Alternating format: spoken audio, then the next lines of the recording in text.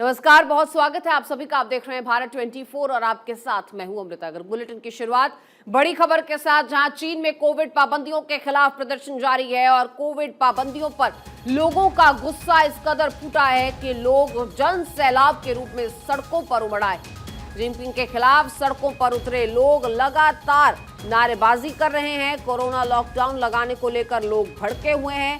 चीन में जिनपिंग कुर्सी छोड़ो के नारे लग रहे हैं।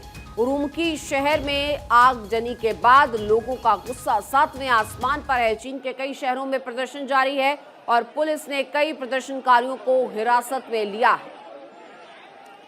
तो चीन में हालात बद से बदतर होते जा रहे हैं। गिरती अर्थव्यवस्था और ऊपर से कोरोना की मार एक बार फिर से चीन की कमर तोड़ने में लगी हुई है।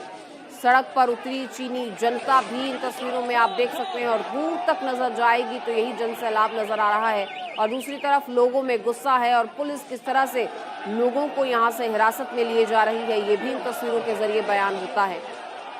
तो चीन का बनाया हुआ कोरोना वायरस अब चीन के ही जी का जंजाल बना हुआ है। ये वो हड्डी है, न निगले बन रही है न उगले बन रही है।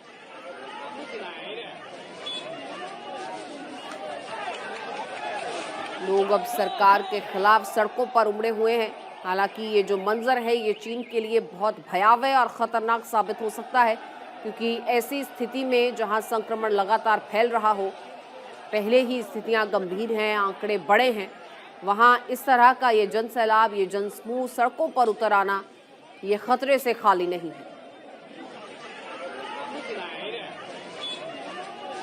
लेकिन लोगों का गुस्सा यहाँ पर आप देखिए कि इस महामारी के बावजूद लोग सड़कों पर उतरे हुए हैं अपना रोष जताने के लिए, अपना गुस्सा जाहिर करने के लिए और सरकार को चेतावनी देने के लिए।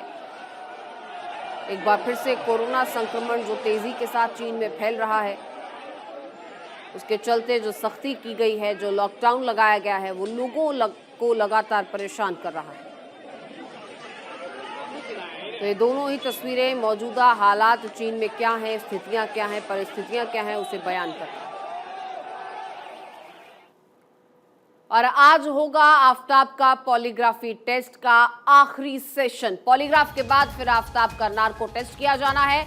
आफताब जो तिहाड़ जेल में है, उस पर कड़ी निगरानी रखी जा रही है। बैरक नंबर 4 में है, 24 घंटे सीसीटीवी से निगरानी में है। जेल अथॉरिटी के अधिकारी भी उस पर नजर रखे हुए हैं।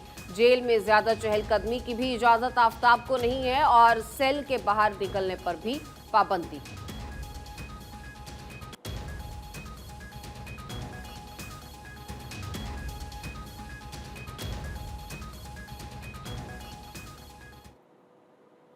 तो श्रद्धा हत्याकांड, आए दिन इस मामले के साथ साथ नए खुलासे हो रहे हैं और लगातार हो रहे टेस्ट्स में ये सामने आ रहा है कि कहीं ना कहीं आफताब पूनावाला इन सवालों के जवाब देने में असहज नजर आता है। कहीं वो कोऑपरेट नहीं करता तो कहीं वो चुप्पी साध लेता है। ऐसे में बार बार पॉलीग्राफी टेस्ट के जरिए तमाम सेशंस हो रहे हैं और सवाल पूछे जा रहे हैं और इसी पॉलीग्राफ टेस्ट को आधार बनाते हुए नार्को टेस्ट डिसाइड किया जाएगा। पॉलीग्राफी टेस्ट के बाद अब नार्को टेस्ट में कौन कौन से सवाल हो सकते हैं, ये भी आने वाला समय बताएगा। अपडेट्स आपको बता देते हैं। आफताब का आज फिर से पॉलीग्राफ टेस्ट होगा और पॉलीग्राफ टेस्ट का आज आखिरी सेशन होगा, यानी कि इसमें यह साफ हो जाएगा कि किन सवालों का जवाब देने में वो सहज है, कौन सी जानकारी वो छुपाना चाह रहा है और फिर नार्को टेस्ट के जरिए पूरी सच्चाई उसे उगलवाई जाएगी। तो नार्को टेस्ट भी उसके बाद किया जाएगा जब पॉलीग्राफ टेस्ट मुकम्मल हो जाएगा। कौन कौन से ऐसे सवाल हैं जिनका जवाब देने में आफताब असहज होता है, नशे की हालत में फिर वो सवालों के जवाब फिर से उससे पूछे जाएंगे। जेल में कड़ी निगरानी में है, बैरक नंबर 4 में आफताब है और इस पर कड़ी निगरानी रखी जा रही है। पुलिस कस्टडी में है, पुलिस कस्टडी में उसको रखा गया था इससे पहले, लेकिन अब जो है 24 घंटे सीसीटीवी की निगरानी में है और जेल अथॉरिटी के अधिकारी भी उस पर नजर रखेंगे। फिलहाल न्यायिक हिरासत में है आफताब पूनावाला। और आपको ये भी बता दें कि जेल में ज्यादा चहलकदमी की भी उसे इजाजत नहीं है। वो अपनी बैरक से बाहर भी नहीं आ सकता और बाहर निकलने पर, सेल से बाहर निकलने पर भी आफताब के पाबंदी लगी है। तो लगातार इस पूरे मामले में, श्रद्धा हत्याकांड में नए खुलासे हो रहे हैं और इस पूरे मामले में जांच भी लगातार आगे बढ़ती जा रही है। आरोपी आफ्ताब पूनावाला का फाइनल पॉलीग्राफ टेस्ट आज होने की संभावना है। तो दूसरी तरफ मुंबई में श्रद्धा की आंटी ने भारत 24 से एक्सक्लूसिव बातचीत में कई बड़े खुलासे किए हैं। उनसे बातचीत की है हमारे सहयोगी संदीप शुक्ला ने, आप भी सुनिए। लव जिहाद का शिकार हुई श्रद्धा इस दुनिया को छोड़ गई। आफ्ताब पुलिस हिरासत में है। मैं बैठा हूं श्रद्धा के चाची के घर में और श्रद्धा की चाची नीलम वैती जी मेरे साथ हैं। मैं उनसे जानने की कोशिश करता हूं। नीलम जी, श्रद्धा को लेकर जो है, कैसी थी श्रद्धा बचपन में?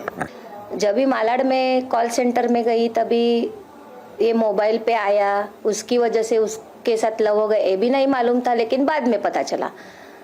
तो ऐसे करते करते कितने साल हो गए मालूम नहीं, लेकिन वो आफ्ताब, उसकी माँ मर गई ना, तभी वो आया था।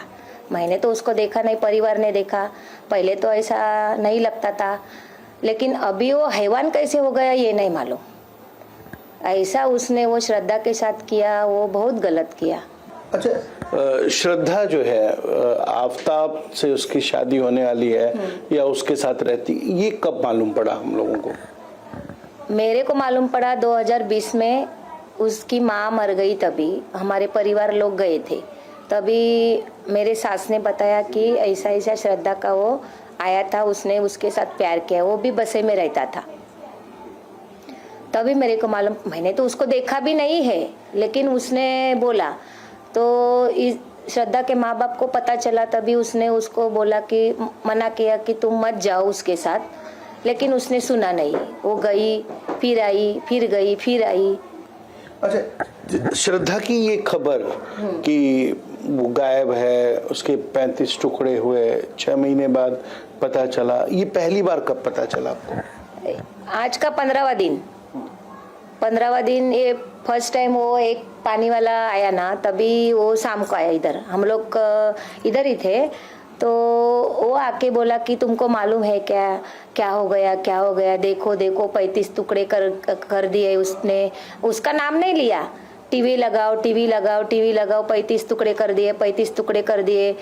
तो मेरे को लगा उसकी दादी और पिताजी उसका कुछ हो गया है। तो मैंने मेरे हस्बैंड को बुलाया, बाहर थे, और टीवी लगाने को बोला। तो हेडिंग आया, नाम पड़ा और एक कोने में उसका फोटो आया ऐसा वाला। तो मैंने उसको झट से पहचाना। तभी तो हमारा खून ही सब लतपता हो गया, सब रोने लगे। जब ये पता चला कि उसके 35 टुकड़े हुए हैं, टुकड़े टुकड़े करके आफ्ताब ने फेंका है, आफ्ताब को लेकर कितना गुस्सा है आपके मन में? नहीं, गुस्सा तो बहुत है। किसी की लड़के है, अभी किसी की भी लड़की है, ये तो गई, वो नहीं आने वाली, लेकिन इसके साथ जो हुआ है वो बहुत बुरा हो गया है। अभी सबकी लड़कियां है, 1 है, 2 है, ऐसा अभी होना नहीं मांगता है। आफ्ताब ऐसा पैदा होना नहीं मांगता है। आफ्ताब को इतना गुस्सा है ना हमारा कि उसके दोनों हाथ कटवा दो, ऐसा मार के छोड़ देता तो कुछ नहीं। 35 टुकड़े करके फ्रिज में रखा, एक एक करके फेंक दिया। अभी हमको लगता है, लेकिन उसको सजा होनी ही चाहिए।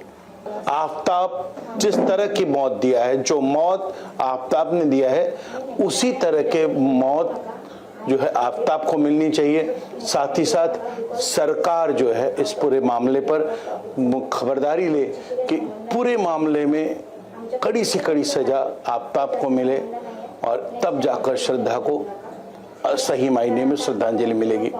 कैमरा पर्सन रमेश महिरा के साथ संदीप शुक्ला, भारत 24 मुंबई। उधर आरएसएस प्रमुख मोहन भागवत 4 दिन के बिहार दौरे पर हैं। मोहन भागवत ने भारत के महाशक्ति बनने को लेकर बड़ा बयान दिया है।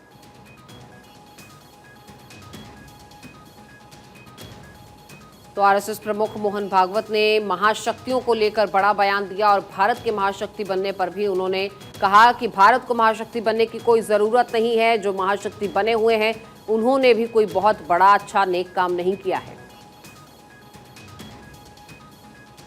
कर्तव्य होता है ना, ऐसे पूर्वजों की हम संतान हैं, हमको अपने देश को बनाना है, क्योंकि हमारे देश का दुनिया में कुछ कर्तव्य है। विषय में नहीं जाता। हम जानते हैं, दुनिया के लोग चर्चा करते हैं, अब भारत भी महाशक्ति बनेगा।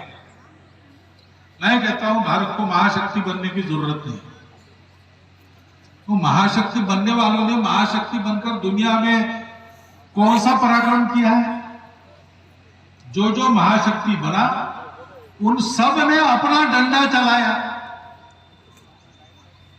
पहले रशिया चलाता था, आज अमेरिका चला रहा है, चीन भी चलाना चाह रहा है, दोनों की स्पर्धा चल रही है। रशिया अभी पूरा आउट नहीं हुआ, इसलिए यूक्रेन की भूमि पर अमेरिका और रशिया की लड़ाई चल रही है। महाशक्तियां बनी, इंग्लैंड महाशक्ति बना था हमारे गुलामी के दौर में, ठीक है, उसके साम्राज्य पर सूर्यास्त नहीं होता था, लेकिन सारी दुनिया पर अपने साम्राज्य था। तो अपने साम्राज्य के अधीन प्रजा का उसने क्या कल्याण किया? और उधर पीडीपी प्रमुख महबूबा मुफ्ती ने कहा कि वो भारत को बीजेपी का भारत नहीं बनने देंगी। महबूबा मुफ्ती श्रीनगर में पार्टी के युवा सम्मेलन को संबोधित कर रही थी। उन्होंने कहा कि मैं बीजेपी को बताना चाहती हूं कि जब हमलावर पाकिस्तान आए थे तब तक भारतीय सेना नहीं आई थी, लोगों के हाथों में बंदूकें नहीं थी, लेकिन फिर भी उन्होंने हमलावरों को खदेड़ दिया। इसलिए हमलावर मत बनो, क्योंकि कश्मीरी जानते हैं कि उन्हें कैसे खदेड़ना है। आज का हिंदुस्तान नहीं, मैं उस हिंदुस्तान की बात कर रही हूं जिस हिंदुस्तान को गांधी जी का परपोता तुषार गांधी और जवाहरलाल नेहरू का परपोता राहुल गांधी आज तलाश कर रहे हैं। हिंदुस्तान की गली गली में उस हिंदुस्तान की बात करती हूं। मैं उस हिंदुस्तान की बात करती हूं जो जवाहरलाल और गांधी ने मिलकर बनाया था। मैं उन हिंदुस्तान के जो बैठे हैं बीजेपी वाले, उनको बताना चाहती हूं, ये वो कश्मीरी है।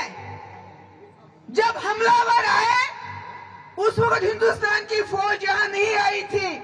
हमारे हाथ में ना डंडा था ना बंदूक था, हमने हमलावरों को भगाया। इसलिए हमलावर मत बनो। हमलावरों को भगाना हमें आता है, कश्मीरियों को आता है, आता है, आता है। हमने आपके साथ दिल का रिश्ता जोड़ा, इस मुल्क के साथ आईन का रिश्ता जोड़ा, जिसकी आपने धज्जियां उड़ा दी। और उधर जबरन धर्मांतरण के खिलाफ दायर याचिका पर सुप्रीम कोर्ट आज सुनवाई करेगा। पिछली सुनवाई में सुप्रीम कोर्ट ने दबाव, धोखा या लालच से धर्म परिवर्तन को गंभीर मामला बताते हुए कहा था कि ये न सिर्फ धार्मिक स्वतंत्रता के अधिकार के खिलाफ है, बल्कि देश की सुरक्षा को भी खतरा पहुंचाने वाली बात है। सुप्रीम कोर्ट ने अवैध धर्मांतरण के कानून के खिलाफ कानून की मांग की है और केंद्र से 22 नवंबर तक जवाब दाखिल करने को कहा था। आपको बता दें कि अश्विनी उपाध्याय ने याचिका दाखिल कर जबरन धर्मांतरण के कानून के खिलाफ कानून बनाने की मांग की है।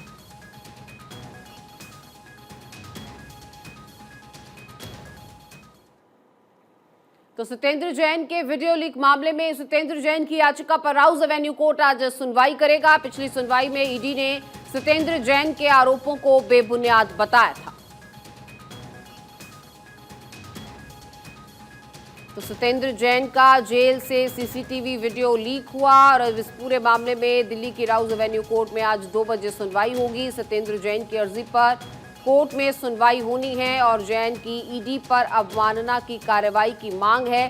ईडी ने जैन के तमाम आरोपों को हालांकि बेबुनियाद बता दिया है।